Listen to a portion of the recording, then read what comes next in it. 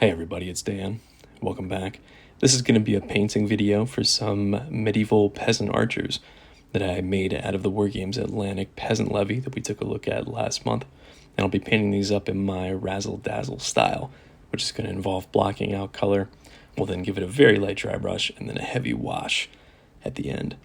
And so I'm going to paint these in a similar manner to my Squires, which I did a video for last month. And in the sense that it's going to be a 5th edition kind of Bretonian aesthetic that we're going for, so sort of a fantasy interpretation of, call it 13th century Europeans. And I'm going to go with this split blue and yellow livery that we saw in the 6th edition Warhammer book there. But because these are peasants, I wanted them to have kind of a drab look as well. So what I'm doing here is I'm framing out where I want bits of uniform to be. And not every figure is going to have it, but sometimes it's going to be a sleeve, sometimes it's going to be the cowl, like you see me painting there. Sometimes it's going to be the pant leg. So what I did first is went through on each figure and decided what part, if any, I wanted to have this yellow-blue split. And then frame it out, and then that way I can come back in with some like browns and olive drab colors to paint up the rest. So what I'm doing here, I do it for all the paint other than the contrast paint that I used there at the beginning, is I'm mixing in this Vallejo thinning medium to a pretty heavy ratio. They call it almost 1:1, and it's creating my own contrast paint. Essentially, you can see it's behaving very like a contrast paint, and then it's running down into the recesses. And what this is going to do is it's going to naturally create some gradient of color that we're then going to boost with that highlight step that I had mentioned at the beginning of the video. So that's what you won't see me constantly doing it, but I am thinning all the paint down this way before applying it. This is a new manufacturer for me. This is 2 thin coats being applied as one very thin coat, but this is their dwarven skin that I thought would make for a good-looking tanned flesh for some peasants. And then we're doing Xandri dust for all of the, well, wood grain. There's not much on these figures, actually. It's just the bows and the arrows. And this is, I mean, procedurally, this tutorial is going to follow the Squires that I painted last month. And this is actually strange for me. I'm usually jumping all over the place with different projects. Like I've got orcs that are half painted right now. I had some sci-fi stuff that I was also painting. So it's odd that I'm sticking to one project essentially back to back, but I was just feeling inspired to keep painting archers. So that's what I'm doing here. So because we framed the uniform out in the very first step, I now know that basically any remaining cloth I want to be beiges, browns, and I mentioned like some olive green colors. So that's what I'm doing here. This is Steel Legion Drab from Citadel, also heavily watered down. You can really see how it behaves like a contrast paint here because there's so much cloth. And it's sort of in any assembly line. There's 15 models total in this unit, but I've isolated 2 to paint for the video here. I kind of work down the assembly line where I'll paint the tunic on one, the pants on the next one, and then the tunic on the next one, one color. And then I'll switch colors. So in that way, over the course of a unit, I might use like 8 to 10 different beige or brown colors when I'm painting like Dark Age and medieval figures like this. But it's a pretty good way to add like a sense of randomness when you're painting. So like the Rakarth flesh there, I would paint it on the pant leg, and the tunic followed that pattern. Now we're coming in with leather colors. I usually use at least 2 when I did on the broader unit, but for these 2 models, I needed a higher ratio of Doombull Brown. That's something else I pay attention to, because what I'll do when I have 2 colors, sometimes I'll even use 3 different colors for my leathers, is I'll paint the shoes on one in one color, and then I'll paint the belt on the next one in that color. And so again, with these Dark Age and medieval figures, it creates the kind of the illusion that these guys were sourcing their leathers from different places at different times, less of a uniform look that you would see in more modern looking armies. This is a new metal color for me from Citadel. It was right next to their Retributor armor, which I love. It's their gold color that I use pretty frequently. And that's quite dark for silver, but it works nicely. Also, Games Workshop is suggesting that they have Iron Warriors trademarked, which would surprise me, but who knows. Going through with the arrow fletchings, I painted them in Corax white. And then because this technique is so fast, I sometimes will come in and do some like little details like this just to enhance the visual interest on the figures. So I'm just kind of lining in some Mephiston red just on all the arrows you see in the quivers or in the hand there. For dry brush work, I've been using makeup brushes. I've now mentioned a couple of times, and I love them. They're very, very soft and create a nice graduation of color. And so this footage is mostly unedited. It's like about 30 to 40 seconds is how much I spend on these figures. This is pure white and just a very, very light dusting of a dry brush across the entire figure to build up the color slowly.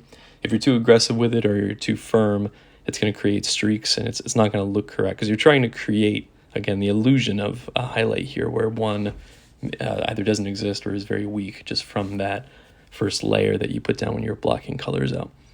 So take your time. I'm rotating the figure. I'm dry brushing everything that's not metal, and there's not a lot of metal on these figures, so it's not really something that you have to worry about. But you can see I'm going over the same area multiple times just as I rotate the figure. And you could be done there, but I like coming through and boosting up the highlight up to an extreme point, which is then going to be mellowed out once we wash the figure. So I'm going through, I'm using the prior dry brush step as a guide and just dropping in some what I call dot highlights around the figure. I think it worked very well on these models because there's so many folds on all of the clothing. So I'm going through. It takes a little bit longer on these, again, because there's so many folds. And I'll say it in every video that it looks really weird at that stage. But then once you wash it, it will kind of blend all the colors together. And speaking of washes, that's what I'm using here. It says Seraphim Sepia, but it's mostly just Agrax Earthshade. So if you're doing this for yourself, that's what I recommend you use. So we're going to give the entire figure a bath and don't hold back with it at all. So you're going to really just layer on the wash here, sort of the inverse of the light dry brush. This is a heavy, heavy wash. So I'll wash absolutely everything on the figure. And it's important that you're thorough here because if you leave any like areas where there's no wash, it's not going to dry correctly. You'll notice it. It's going to look like a little clean spot. So it's really important that you coat the entire figure and then do what I'm doing here, which is wick away anything you don't need. I'm just blotting a paper towel, and you can see I'm basically cleaning up any areas, like especially flat surfaces. And you'll also find that on different figures are a little bit different, but that there's a place where it will naturally want to start pooling down by feet, like in hands, around belts, things of that nature. So just something to pay attention to. And then, yeah, so again, if you did a heavy wash at the beginning, you should do some blotting. That's a good test that if you feel like you don't have to wick any wash away, you probably didn't do heavy enough of a wash in the first step. And then I let them dry overnight just because it is such a heavy wash. And I think the effect is already pretty cool, but what I like to do at this point is put on a matte varnish. And I've used this stuff before. I used it on my Hospitaler tutorial and another project that I didn't even record, but I found that it left a satin sheen. This is Vallejo's matte varnish. So I wanted to give it one more test here, and I really shook it up. I mean, you can see it was like 2 minutes. And I'm absolutely drowning this figure in matte varnish, which I do not recommend. It will dry weird in some places if you do this, but I wanted to give it the best chance of not having a semi-shiny satin finish at the end. So I did 2 coats pretty close to like this. Again, if you're doing this at home, use 2 thin coats of any matte varnish. Do not do this. Because you'll see there's like a crackling effect that will happen. But I was more just for the sake of science trying to see if I could get these models to be perfectly matte. And in my opinion, here's the results. I think they're still pretty satiny. So, which is disappointing. Vallejo, otherwise, like every single product I've ever dealt with from them is pretty top tier. However, for whatever reason, this is more of a satin finish to me than a matte finish. So if you're just starting out, you're looking to pick up some matte varnish, I highly recommend Army Painter's matte varnish that comes in the dropper bottles. Or if you're looking for a spray, Testors has a dull coat spray that's excellent as well. So anyway, I'll be sticking to the Army Painter, which is what I did here. I did a layer of that. And then while that was drying, the faces dry pretty quick. I went through and I do the eyes.